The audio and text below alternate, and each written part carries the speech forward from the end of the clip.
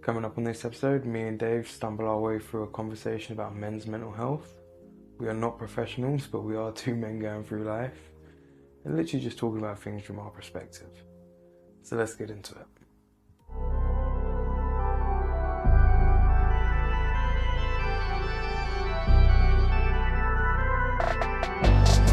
What's going on, beautiful people? This is the Perspective Chasers podcast, and I'm your host, John. On this episode, we're talking about men's mental health. David? Why? Why what? Why David, bro? Why? Because I look like I was interrupting you from saying something in my peripherals. I spaced out, I'm not gonna. I fucked it. I Off to a franchised it. great start. I fucked it. I don't know why, but when you said I'm your host, John, my head just went, who am I? My hand got a ghost syndrome and just went, point at yourself. Style it out.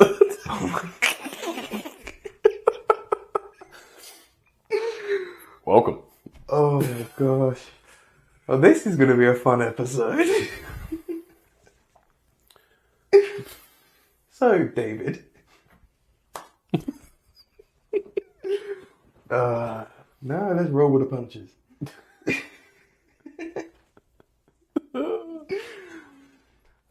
Right. Men's mental health. Where to absolutely begin? I mean, I wasn't aware it was men's mental health. I had no idea. I saw a TikTok video.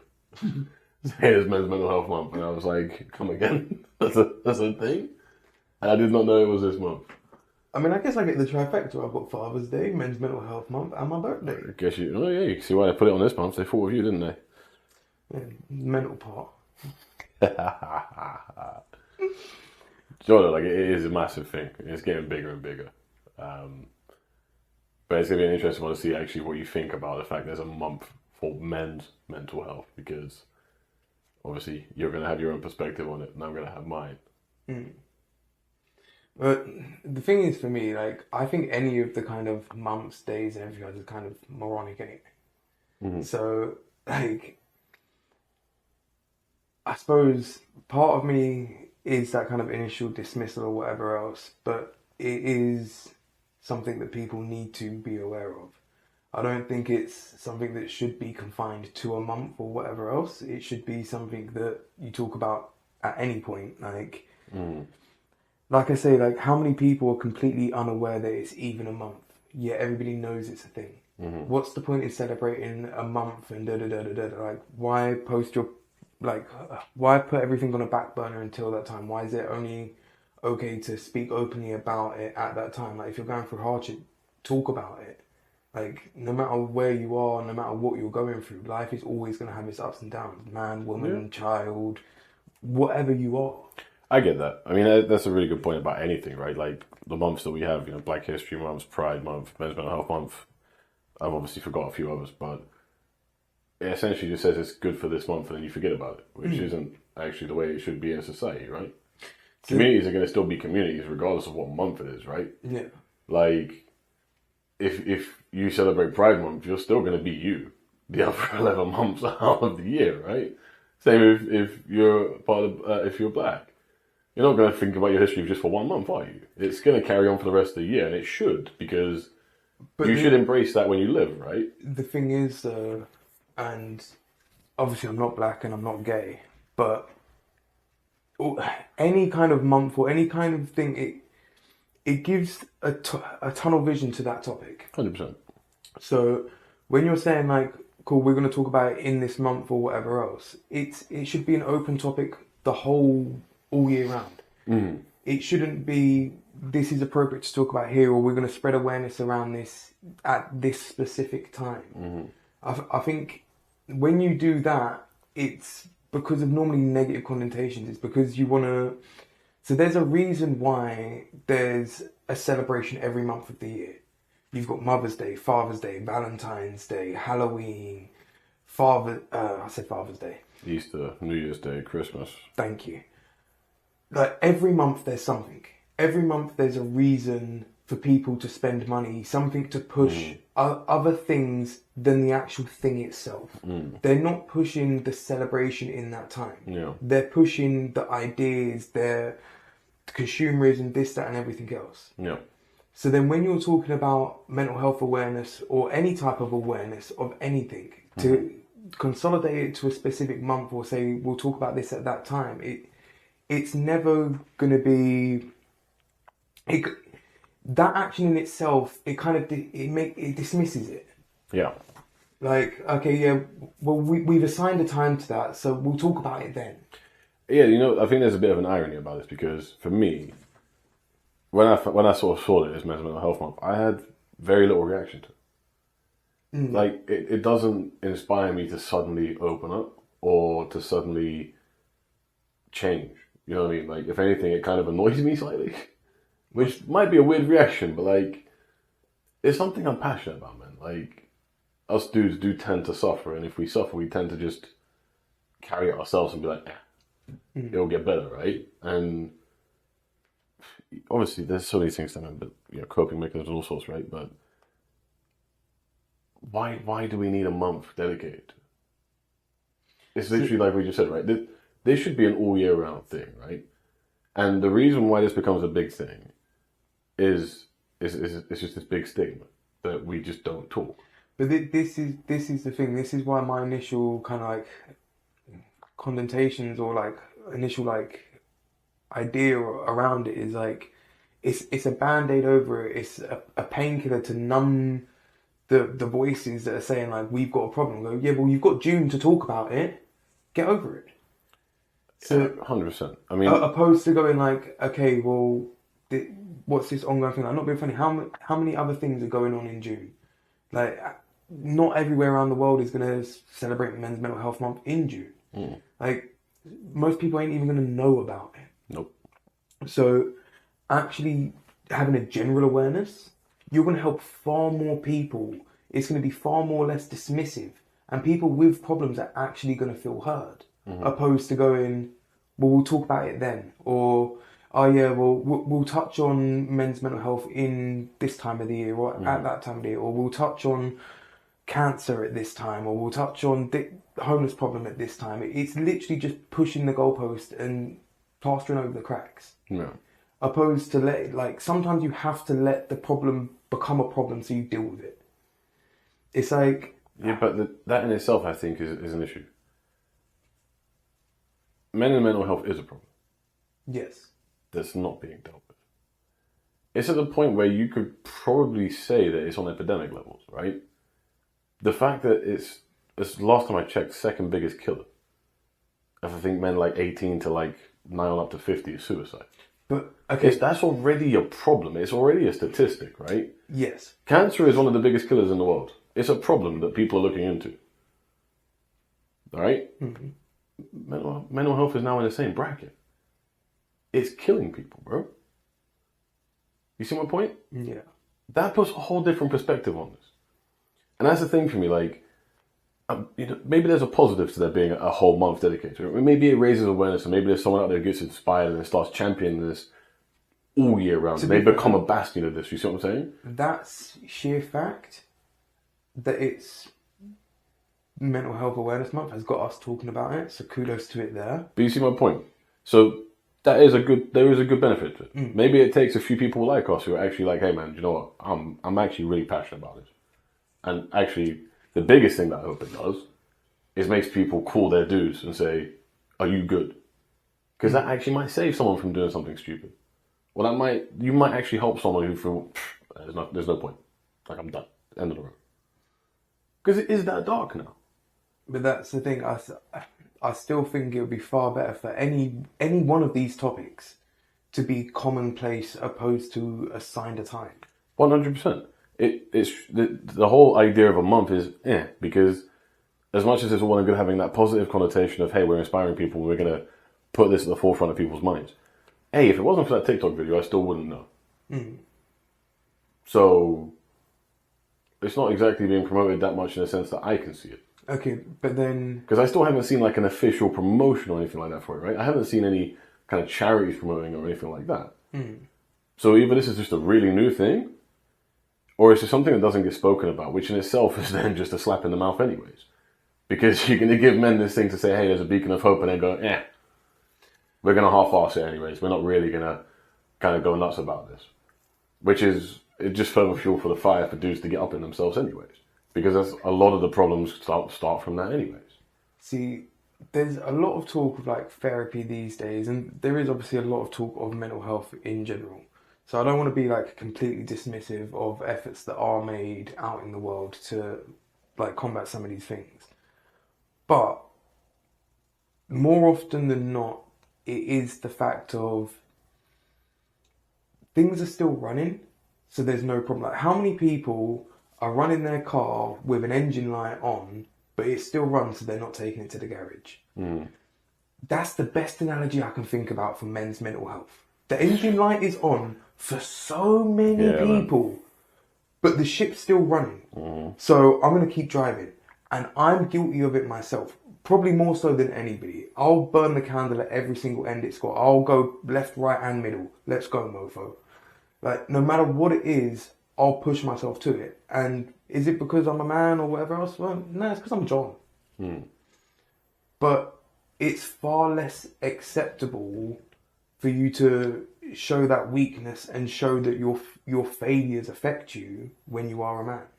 Yeah. Like, and there's going to be multiple reasons for that. Like, if you used to actually step back and look at humanity and see how much civilization has changed in the last couple 100 years, we are still playing catch up. We're still learning how to cope with being in massive societies. We're still learning how to communicate with people from other ends of the world. Now we've got AI that's going to instantly translate language from one person to the other, so you can seamlessly talk to anybody around the world. That's going to make emergence of cultures and things that we've never seen before. There's going to be ideas, ideologies, understandings, and everything else that we've never taken into consideration. People's ways of living that have never been communicated to another person before because of those language barriers. All of those are going to come down, and we're going to enter a whole new age of civilization and communication with people. Yeah. We're still playing catch up to living in massive communities and being able to talk to everybody else. Like, there's a lot of learning that needs to go on when you increase how much somebody is exposed to like that. Again, to like relate it to a car. If you put a turbo on a car, you've got to upgrade the brakes. You've got to upgrade the tyre. If you push one extreme, you've got to upgrade the rest. Now, socially, we've been pushed to an extreme where we have more social interactions than ever before. You've got interactions that people don't even know whether they're real or fake anymore. Here's a question for you. Well, so obviously, you said about like life changing over the course of tens, hundreds, thousands of years, right? Compared to a caveman, right? Would you not think that there's more ways for a person to actually feel hurt now? There's more things now. There's more ways that you can get in your own head about things. Yes, but it doesn't make them any more real. So the idea to me is that I think the conception of what a person actually needs to be fulfilled has been so warped that causes problems. A caveman didn't need much. Food, shelter. Probably going to say companionship to a degree, right? At some point, right? That's probably still there. Well, of course. But think of how much more a person now thinks they actually need. Okay, one sec. Before I even get into that, just to touch on that kind of companionship angle of it, right? Even cavemen, they're going to need, like, you're around in the elements. You're around wild animals. You're around other wild people. You're going to need a sense of community, but it's a smaller community. Yeah. We weren't dealing with thousands of people. We was dealing with hundreds of people. Like, look back to when we worked security with 10,000 people on the site. In one place, there are over 10... That's a small event. And we had 70,000 at the Royal.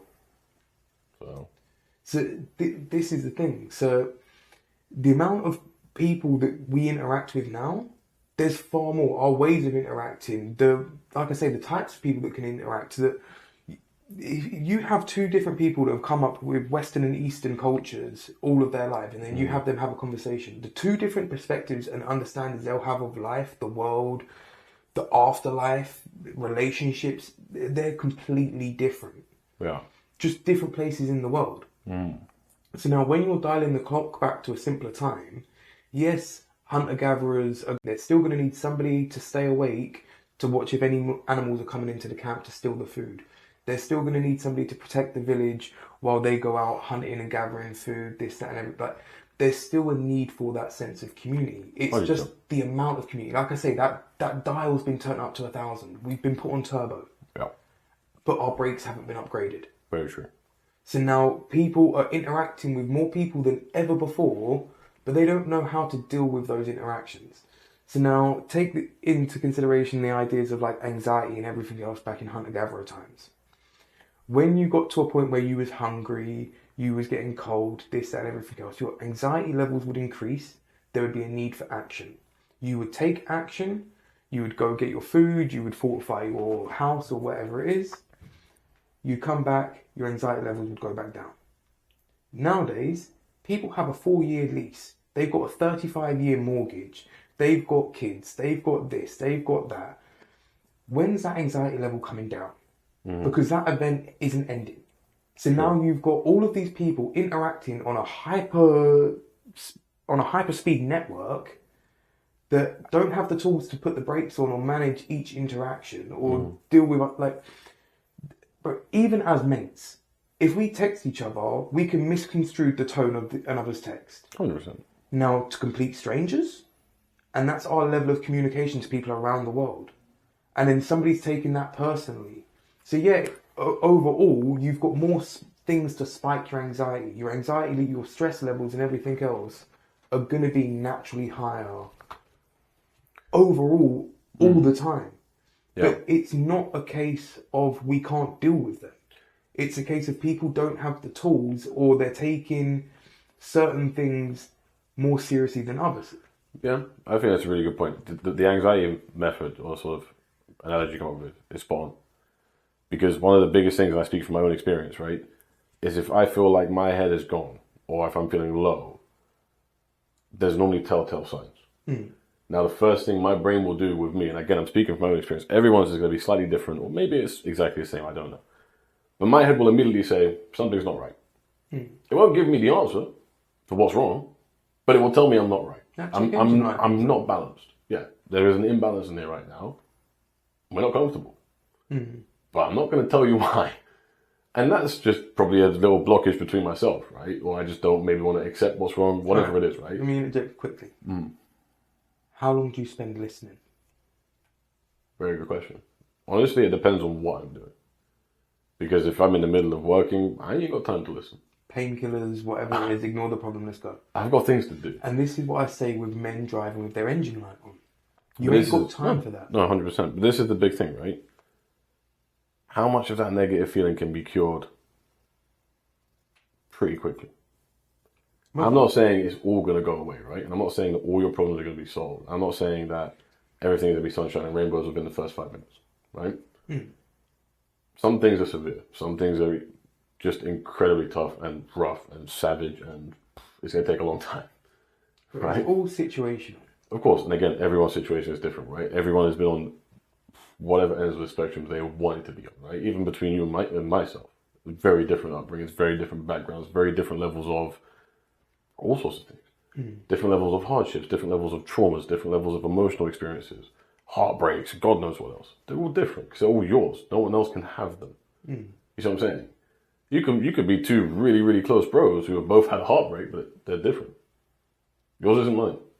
You know what I mean? But there is some shared stuff in there that you can actually chat about. There will always be commonalities. Of course, but a lot of the anxiety that comes with feeling really down, I think that there's some of it that can be mitigated really, really quickly if you take the action. Right? And again, this is my own experience, but like for me, if I was to get into that cycle, I know that my brain will start beating me down. And if I start listening to it too much without really kind of unpacking what's going on, you then get into that vicious cycle. Because then you start getting the fatigue. Now you're lethargic. And now you're not moving. So now you're in your bed, and it's all gone Pete Tong. You feel really sad. You still don't really know why, because you still haven't listened to the actual thoughts, but you've listened to the negative feeling, and now you haven't moved for 2 days.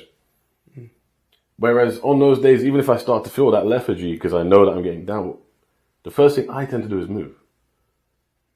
That tends to break a lot of the cycle for me because there's an outlet there, right? If I move, and for me it's weightlifting, right? If I get that done, some of that anxiety is gone. Right. Now, if some of that anxiety is gone, I'm clearing that fog in my head, right? And once I start to clear a little bit of it, hey, there's a glimmer of light there. So now I can actually start to expand that space and start to figure out what the hell is going on today. See, I get you, but I think you're starting the story too late. So this touches on like my build a mountain with a piece of paper theory, right? That movement, I guarantee you, starts with you getting out of bed and having a big old stretch and just feeling your body move slowly, just a little systems check of your body, and then you go for it. Yeah. Like, so it's that, again, it's like I said to you a second ago about like how long do you spend listening? Like you run that systems check, you see that, cool, my body's good to move. At least this is what I do. Like I'll have a stretch out and I'll move my limbs about and I'll remind myself I can actually move, get the cobwebs off, and let's go. But it all starts with those small actions. If I literally got out of bed and just slogged myself downstairs and went about my day, I'm gonna feel awful. But actually taking that time and feeling my body stretching out and rah, I feel a lot better. I feel able to move. I feel ready to go about the day. Yeah. So it's taking that time. 100%. Now, tie it back to the caveman reference, right? When his anxiety levels increased and his belly was rumbling and he's hungry, he didn't have Netflix to distract him. He didn't have social media to distract him. No, sir. He had a hungry belly to listen to. Whereas this day and age, we've still got hungry bellies. We've still got loneliness and other feelings that we need to pay attention to. But we've got things that are ready to distract us. So now, how long before you go, okay, cool, I'm hungry, but 10 more minutes of this show or 10 more minutes of whatever you're doing, that turns into 30 minutes. Now, you've gone 2-3 hours more hungry than you need to be. And you've done nothing about it simply because you had a distraction offered to you. Yeah. Now, how many people are doing that and that problem is then amplifying in the background? And now you ain't got the energy to go and hunt. Yeah. So going to get that food is going to feel 10 times more grueling. And the food you can attain ain't going to be that steak of the friggin' whatever. It's going to be whatever grubs you can pick up off the floor. It's not going to be great for you. You're going to be scavenging. Right. So how many people are doing that to their mental health? Whereas by the time they're ready to pay attention to it, all they've got is energy for grubs. So they're down the pub drowning their sorrows or out partying or whatever it is. Yeah. All they can manage to do is get the lowest form of sustenance.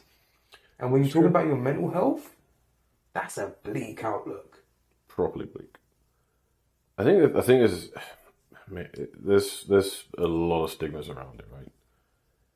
And I think a lot of people can be very guilty of just assuming or thinking that being a man is quite straightforward. The thing is, though, I think it is. I think being a man is straightforward, but it is overcomplicated. So there's a line of, and I hate quoting people because I never remember their names, but it's something like, life is complicated simplicity. Whereas to be a man, to be a woman, to be any human being, to be a living entity of any degree is simple. You just be. You go about your life. We make it complicated. Life didn't make the laws that say that you have to get road tax, that you have to have a mortgage, that you have to pay council tax, that you have to do X, Y, or Z. Oh, but the thing is, we did that. Yeah, but strip away those kind of things, right? Bring it back to like real basic things that a human feels like they need or want, right? But one sec, because that's what this is what I'm saying. We're literally setting up the game that we're playing. So we set the criteria for what we need or want. We don't need or want the latest phone. We don't need or want the latest fashion, the 2 holidays a year, this, that, and everything else. You don't need any of that stuff to be a happy, content human. Yeah, but my thing with that, with especially with men, is I don't think that's necessarily the issue. I think the issue are the basics. From day one, you are taught as a boy and as a man to not really feel. or to not really let your emotions ever show. Big boys don't cry. That's a problem. Because from the start, whether it's intentional or unintentional, you're being conditioned that you never let the world see you in a raw state. So you never let it see you upset. You never let it see you off kilter. Like, that's just not acceptable. Yeah. Then as you go into sort of prepubescence and puberty, you then get a little bit more competitive because now you're around your mates. And it's reaffirmed that you can't show weaknesses because the minute you show a weakness, it's getting thrown back at you. So again, even though at the time it's all fun and games and you think it's harmless and you're just having a laugh, right? Hell, I've been there so many times. The fact that I've always been a big boy. The fat jokes don't hit me anymore. But the preconceived notion that's being drilled into me, the notion that's being drilled down into me there is, don't let anyone see a weakness. That's one you can't hide. I'm a big boy. So people are going to throw it in your face. So you definitely can't show any more to them. So then you come into being an adult now, carrying that with you. How are you meant to change 18 years of preconditioning? How are you meant to suddenly become an adult, flick a switch and say, cool, it's okay to cry? Cool, it's okay to tell people that I love them and that I feel this way. If you was on a busy train or if you're walking down the road and you saw a man crying, most people wouldn't know what to do. Because you're just not used to it. You don't see it. You don't do it. It doesn't happen. So if we're taught that we're not really meant to be emotional, how do you expect us to talk about what we feel? Because we don't know what we feel half the time. Men can literally go 24 hours plus without receiving any physical touch. I guarantee you it's happened to you in your life multiple times. There's been no handshake, there's been no fist bump, no hand on the shoulder, no hug, no nothing. You're touch starved. So how are you meant to feel okay about yourself when you're literally being deprived of everything that you need to be a balanced human being mentally? How can you break a lifetime of that behavior? And then people wonder why we're a statistic. Because we don't know how to channel things. We don't have the outlets. And even if they're in front of our face, we don't know it anymore. Because it's been drilled out of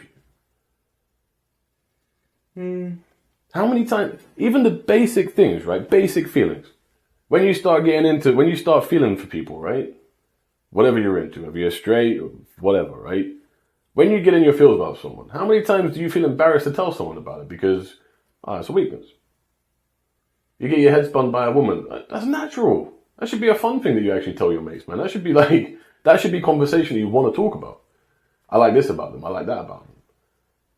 Have you acted on it? No. Well, maybe I should. Yeah, sweet. Like, whatever way it goes, right? But we don't because we feel it's a weakness. We see that as a weakness. I'm letting my guard down. I'm into this person. I can't tell no one. See, I don't know. Alright, let me give you some pushback. A couple of things. I don't necessarily, first of all, think it's a weakness. Sometimes it could be protective. So, most people, nobody wants to get hurt. Everybody's trying to protect themselves and everything else. Like you say, like, guys poke fun at each other, this, that, and everything else. It's far more acceptable for guys to rib each other than it is for girls to rib each other. But at the same time, when you're surrounded by the right people, and everybody's right people are going to be different, but there's a time and a place. Like, I've probably said some of the harshest things to some of the people I love the most in the world. And it'll be from a varying degree of reasons. Sometimes just out of joking around and I might have gone too far or whatever else. Sometimes I'm trying to get a point across. The thing is, very much like with the anxieties from different things, there's going to be anxieties caused by different interactions and everything else, but it's down to what you do with them. So, like, nobody else has the power or should have power over your emotions. But it's easy to get caught up in how other people make you feel, whether that be good or bad. When somebody makes you feel bad, you remember it. When somebody makes you feel good, you remember it. Absolutely. The difference is, it's very rare that people make the effort to make a man feel good. Like, coming from myself, it's very rare to genuinely feel appreciated by another human being. And that's what a lot of people desire. Everybody wants to be wanted. Everybody, like, one of the biggest questions of life is, why are we here? Nobody wants to think they're just a piece of fleeting dust in the cosmos floating through space. Very true. But that is the truth. And the mad thing about it, right, is the remembering part is really key. I do, but we struggle to forget things, man. Even if we think we're healed and we've moved past things, still remember. Because it's a lesson, right? You don't forget lessons. And the problem with that, I find, and I think this is something that screws men up as well sometimes, is that even when you find someone that is actually appreciative of your efforts, you struggle to believe it. Or if someone is actually going to be a decent person, your head sees it as a risk, as a gamble. And it doesn't understand that doesn't see why it should be a calculated risk. Because it's much easier to not let anyone else in. Because that way I ain't going to get hurt any more than I already am, right? Or I already have been. But then you shut yourself down from things that could be so good.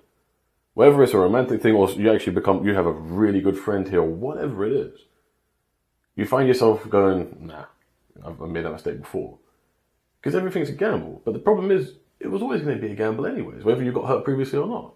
It's still going to be a gamble, right? The first time you get a partner is a gamble. Probably quite rarely the first person anyone ever meets is the last person they ever meet. Right? Very, very unlikely. I'm sure it does happen, but unlikely. So it's always going to be a gamble. It's that kind of notion, isn't it, of like, opening up is okay. And if you do get hurt, that's okay. How we deal with that is the problem, not the actual action of it. People hurt each other all the time, man. It's going to happen. You're going to get hurt, and there's a really high chance you're going to hurt someone too. It's the aftermath that's the most important part. How do you deal with that? Because if you just shut yourself down, you're never going to experience anything in life. So then you're never actually going to have a chance of finding anything that's happy or anything that's a positive. Everything's going to be a net negative because you're so closed down and guarded that you don't understand what good things are anymore. Because everything to you is now black and white. It's tunnel vision. So the thing is, if you're talking about like men's mental health in terms of like relationships, that's a whole different kettle of fish. Coming soon. Because when you take into consideration other people's actions and everything else, it's a whole load of variables. People change over time. You change over time. People fall in and out of love. There's loads of different reasons. The thing is, it's most people's foundations are rocky to begin with. As you said, most kids are taught to big boys don't cry and this, that and everything else. Suck it up, buttercup. Blah, blah, blah, blah, blah, blah, blah. They then carry that forward through life. Absolutely. So it's not the case that this is a problem that has to be there.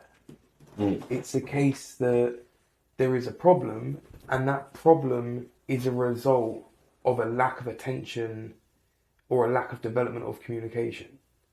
So now, if you've got enough communication skills that you can comfortably sit down and have the awkward conversation with people where it's like, look, you said something that upset me, this, and everything else. That's having the tools. But most people don't do that, or they'll take something on the chin and they'll let it slide once, and then that breeds a complacency. When it all is said and done, we teach the world how to treat us. So if you're out there teaching people the wrong things, that's on you. No matter who you are, how you accept how people treat you, how you carry yourself through life, that's teaching everybody else how to treat you. So now, if you're approaching yourself that you can't control or understand or process your own emotions, how are you then effectively going to communicate that to somebody else? So what you end up with is this problem of two people that don't even understand themselves failing to understand each other. Whereas if you first develop those tools, like I say, how often do people sit there and ask themselves why they're feeling like they are? If you feel anxious, if you feel depressed, if you feel lonely, if whatever it is you feel, there is cause and effect. There is nothing that is without its cause. Yeah. There is a reason for it. Like you said, has it been 24 hours since you've had any kind of physical touch, even a high five or a hello or eye contact? Like, when was the last time you got sun? When was the last time you moved your body? When was the last time you had a fresh meal? Like, genuinely ask yourself these questions. And most people will fail to give a decent answer, 100%. but then moan that they feel like dirt. Yeah. And that's when I say suck it up, buttercup, because you are the cause of your own problem. So until you accept the fact that you are causing your own situation, you're not going to get out of it. I hear you. So there is a point where it's, I hear you, bro. The milk is spilt and it is horrible. I'll sit with you while you kind of just be like, damn, that was my last pint of milk. But eventually you've got to clean that up off the floor and carry on with life. But people want to sit with that pile of milk and just cry about it. That's okay for a little while. But eventually, even like bro to bro, and we've been there time and time again through our friendship over the years, where it's like, bro, I'll sit in the milk with you for a little bit, but now it's either time to do something or move on. But we breed that complacency where it's okay not to talk about it. It's okay to drown your sorrows. Like, how many times have we talked about hardships or hard truths or whatever else through comedy and many truths said in jest? Yeah. But we know that that's a tool in order to get something out. Yeah. Like, if it's a health problem that one of us are having or whatever else, we'll make a joke about it and see how the other one comes off back, and it's just like, okay, are they going to give much attention to that, or is it a passing comment? How seriously do I need to take it? Yeah. Like, literally the other day I blew my nose or whatever else, and I was like, oh, I got bloody tissue or whatever else, and you're like, yeah, spots or trickles or pools or what? That's your diagnosis. So, but again, it's not one of those ones you turn around and go like, oh, you bloody puss, like, what do you want, a tampon? Like, but again, if I'm like, oh, well, men suck it up, it's just a bit of blood. Yeah, it is just a bit of blood, like, so what? But you at least have that kind of, that, not even like self-confidence or whatever else, but the sense of self-worth where you're like, I'm worth being inquisitive to anything. I'm worth asking this person if they're interested in me. I'm worth asking this job for a promotion. I'm worth this dream or whatever it is. And that's where most people struggle. Man, woman, and everything else. Yeah. They struggle with that sense of self-worth. So that's the problem that needs to be dealt with, no matter who you are. When you're talking about mental health, you're talking about your self-worth, your idea of yourself. How do you feel when all is said and done about you? When you're sitting in a room with no stimuli, just you and yourself, how do you feel? I asked my friend yesterday, try to run this little thought experiment, and I'll do my best to explain it. But imagine you was an alien that woke up in your body for the first time. How would you feel about yourself? As it goes of pick of the humans, you could have woken up as anybody. How would you feel waking up in your skin? Because like I run the system myself. I was like, okay, cool. Well, I'm not small in stature, so I'll be happy about that. I got massive disfigurations. Some might argue.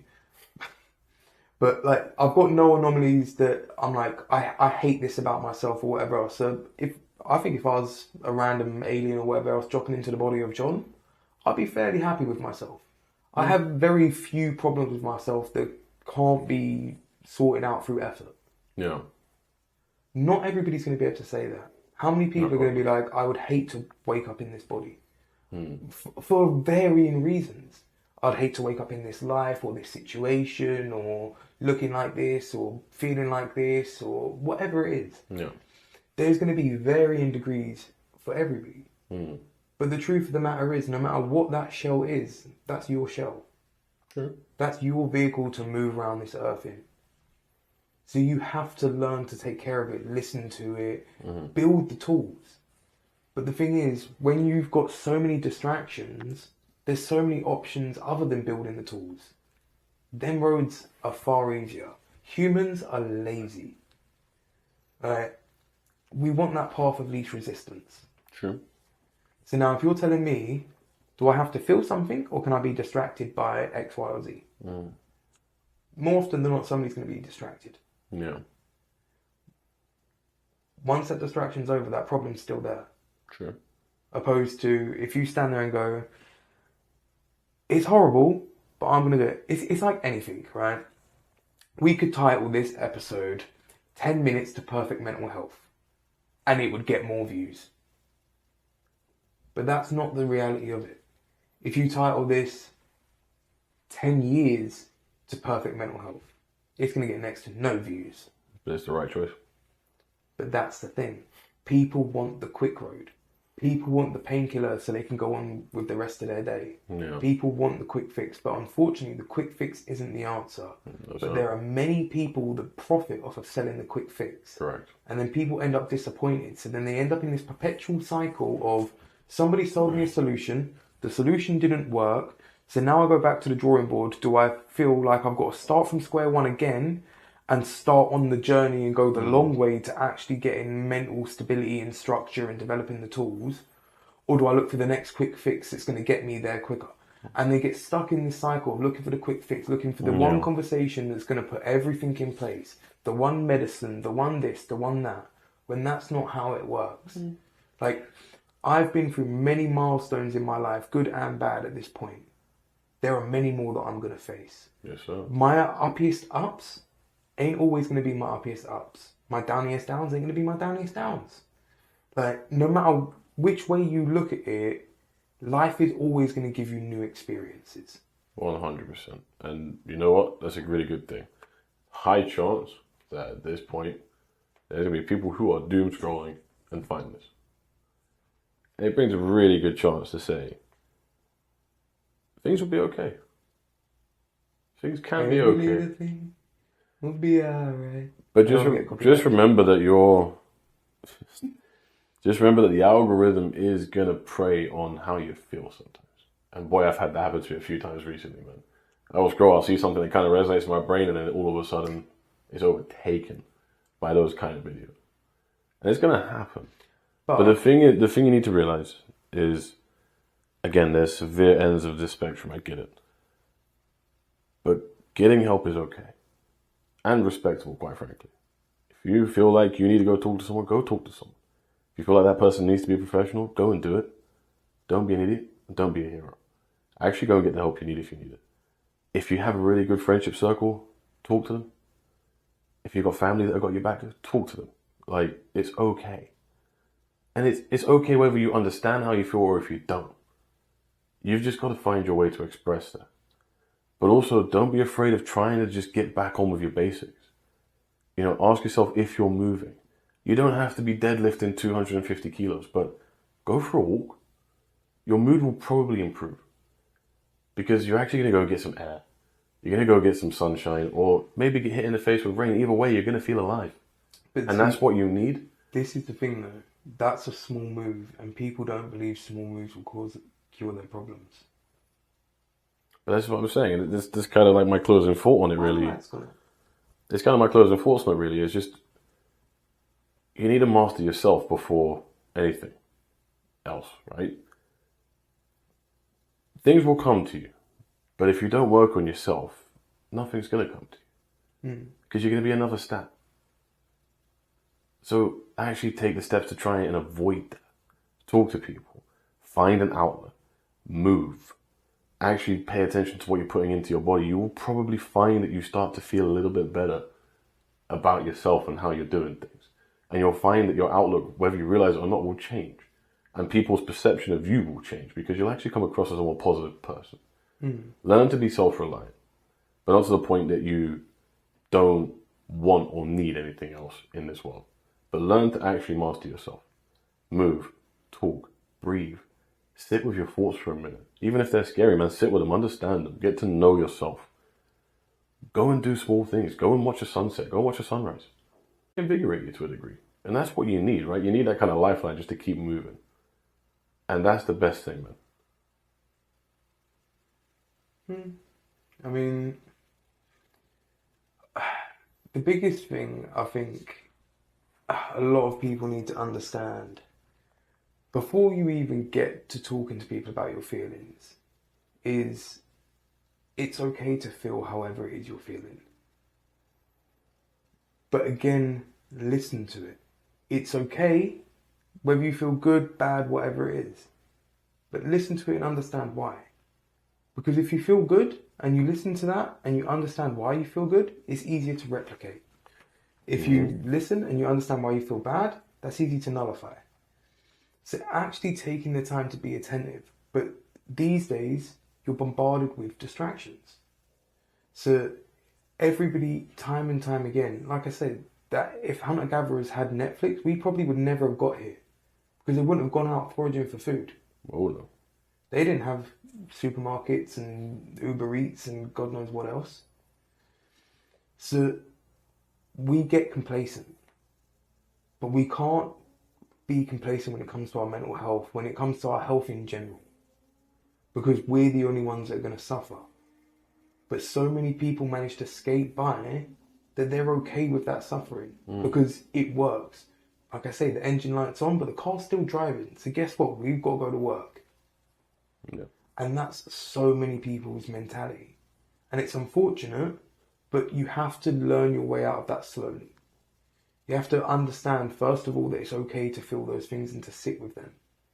Once you come to terms with the fact that it's okay to feel however it is you're feeling, then you've got to come to terms with the fact that it's okay to communicate that with to somebody else. And then it's not going to change how they treat you or their opinion of you. Again, some people may do, but that's not a quality person to have in your life then. Like, find the people that are willing to sit with you and be in the milk, be in the dirt, celebrate the good times, celebrate the bad, well, not celebrate the bad times, but survive the bad times. Like, take the time to find those quality people. But again, it's something that people don't do. People are impatient, we're lazy. They just want a friend. They don't want a good friend. They just don't want to be lonely anymore.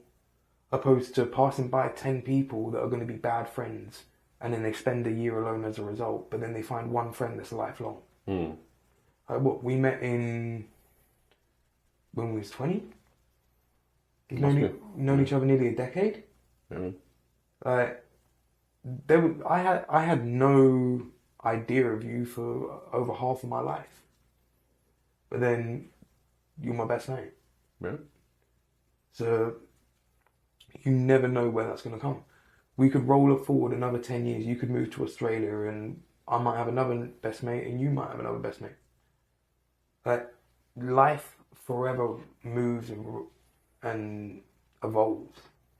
It's not to say that it's good or bad. You just take it for what it is. Very true. So now, if you have somebody that treats you as such, that takes you for what you are, the good, the bad, the ugly, they're not going to change how they treat you over time. They're going to give you the best opinions that they can. They're not going to advise you with any malice or any ill content. They're literally just going to want whatever's best for you. For you. So taking the time to kind of cultivate the people around you and be aware of who you have around you. Because again, you choose the life that you create. So again, if you've got problems in your life, I'm sorry, but you've chose those problems. You've chose those problems because you've chose not to deal with them beforehand. So they're still in your life. There's some exceptions to that. There are, but there are also many things you can do in many situations to fix it. I get you, but there are some problems that are actually forced upon people. Give me an example. Sexual abuse. Yeah, but then how you deal with that as a result.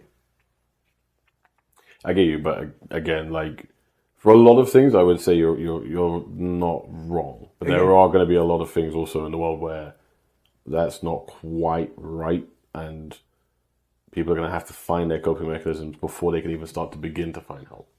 You know what I mean? There are some traumas in this world that are going to shape you so far differently than, not downplaying anything, but compare, a heartbreak to something incredibly traumatic, like a death in front of you or God knows what else, right? They're so different ends of the spectrum, you know what I mean? So I think what you said works well for quite generalized things that you're just going to experience in life, and pretty much most people do. But for some things, I don't quite think that does fit that.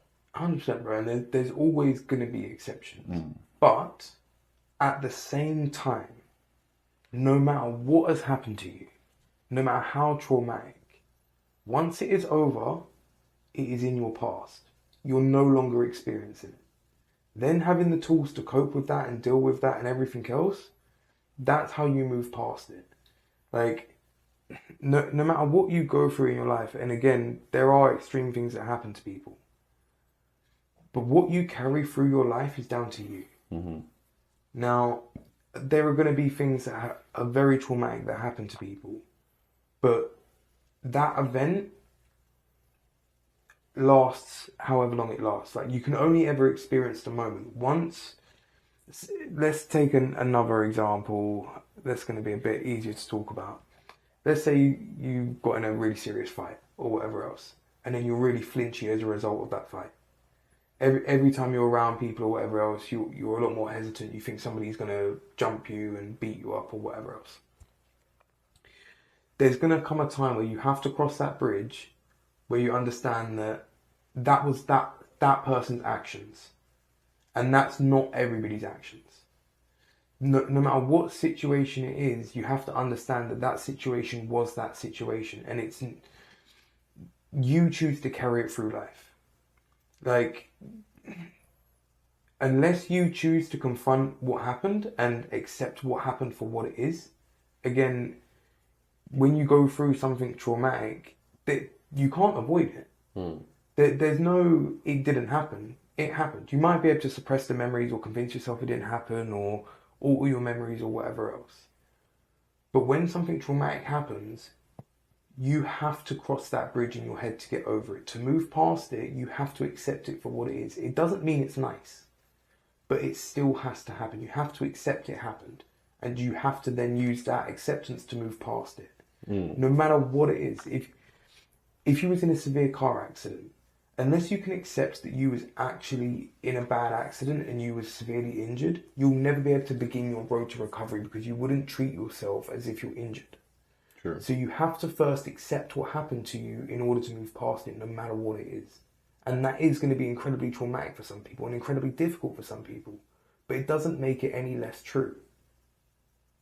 Yeah, I mean, that's a very fair point. Very, very fair point. I mean, it kind of all ties back into what I said towards the start here, which is you can do things and you can move past things and things will be okay.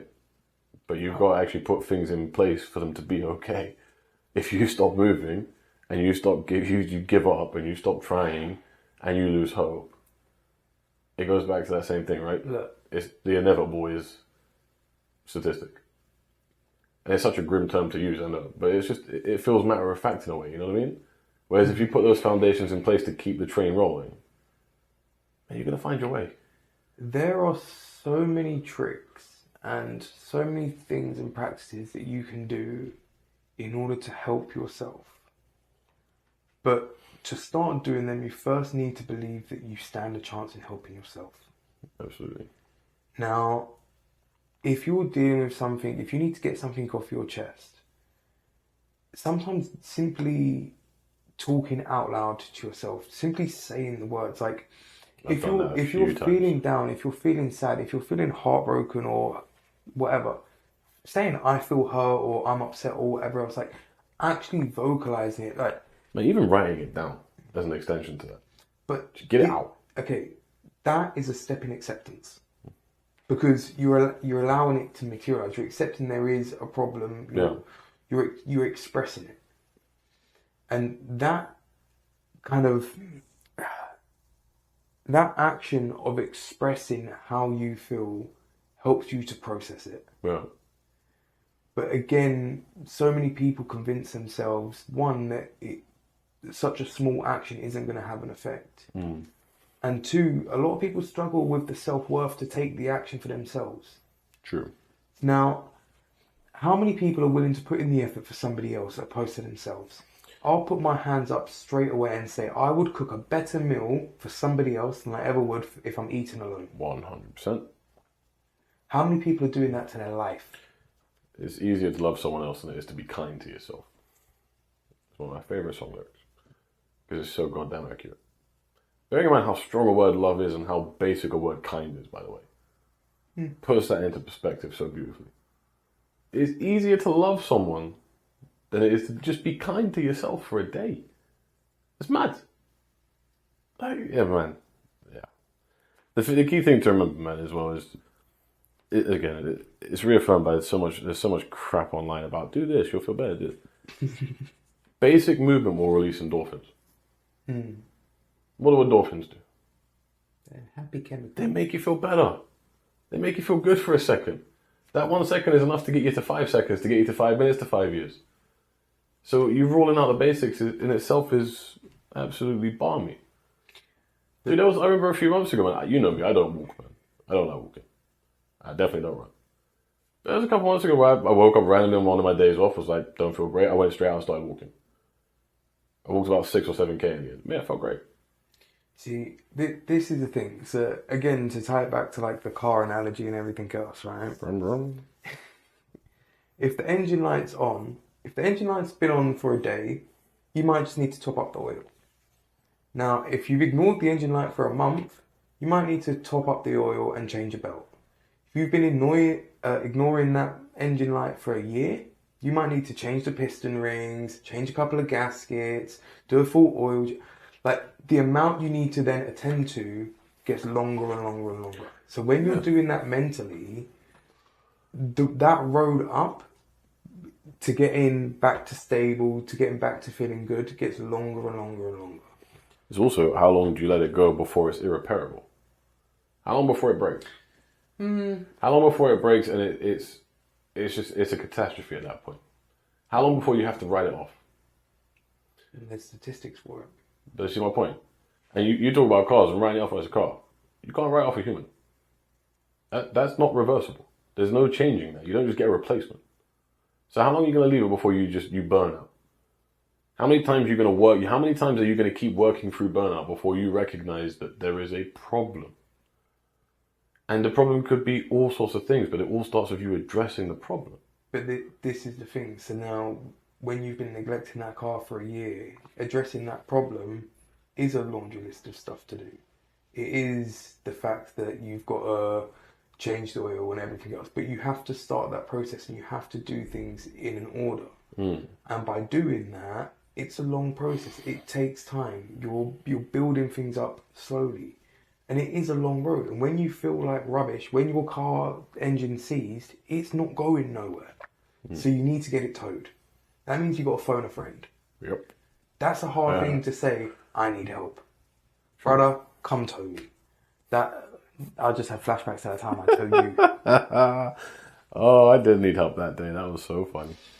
But you see what I'm saying? Like, the more people ignore these problems, and the thing is, people are taught that it's okay to ignore the problem. It's not okay.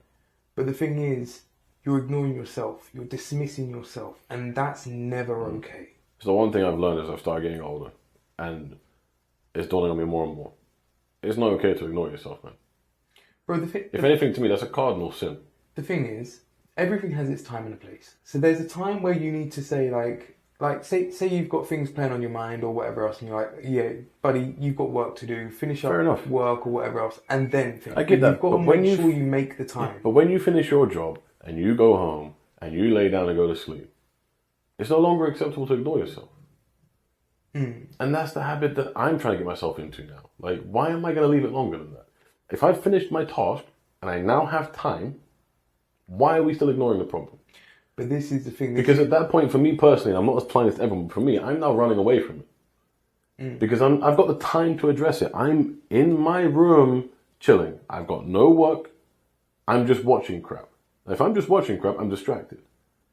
The routine I would love to beat into myself is, hey, how about we actually take 5 minutes and start addressing some stuff that's going on today? Because I'm personally going to, with my thoughts, I'm no longer running from them. But this is the thing, we're lazy creatures. So you look for the path of least resistance. And watching stuff and getting stuck in that cycle of swipe, swipe, swipe, or watching whatever it is you're watching is easy. So it's easy to get caught up in doing that, listening to yourself and everything else. That's hard. Like, not everybody wants to put in that effort and make that time and da. But again, you need to put in that time. Like, how easy would it be if you just, how easy would it be if you were building a building? Just go, okay, cool, the ground's there, yeah, let's just start building, we'll get it up quick. Yeah. Opposed to taking the time, leveling the foundations, making sure that things are actually going to be structurally sound. Like, doing things right is long and tedious. I'm sorry, it is. Of course it is. But so if you want to get your head right, it's going to be long and tedious. I'm sorry, but you need to put in that work, and you're the only one that can ever put in that work. True. But like I say, so many people are sold false fixes, and it convinces them they're doing the work. And they're like, well, I've bought this subscription or this latest supplement, or I'm looking in the mirror and I'm saying I'm great and I'm this and I'm that 10 times a day. And okay, but do you believe that? Or are you just going through the motions? Because if you don't genuinely believe you're worth the effort that you're putting in ain't effort at all. Very true. But anyway, my mouth's getting dry and we've been rambling on for a while. So you wrap this one up? Yeah, I think we should. I mean, I'm sure we'll be back to talk about this again because it's a big old subject. This one that I myself am quite passionate about. Yeah, but I'll talk about everything and anything. And I mean, I'm a man and I'm mental, so I'll talk about this again for sure. Let's think of a seed for this episode. Seed for this episode is going to be... You got one? Or am I going to have to really fire one off the bat? I mean, if you want to fly off the bat, go for it. But I think for me personally, the big thing is just remember, it's okay to reach out, man. If you need help, go get it. Mine is going to be, ask yourself if you're worth it. And ask yourself why. Genuinely sit with that. Because so many people don't take the time to think about themselves from their own perspective. It's so easy to get caught up in the hustle and bustle of life and genuinely forget who you are and why you're doing things and why you want to do them. Because again, your reasons may change over time, and that's down to you. So unless you check in on them and you kind of periodically check in and see how things are doing, they're going to change over time. You're going to change over time. So take the time to listen and see who you are and how you're developing over time. Because you never know, you might like yourself.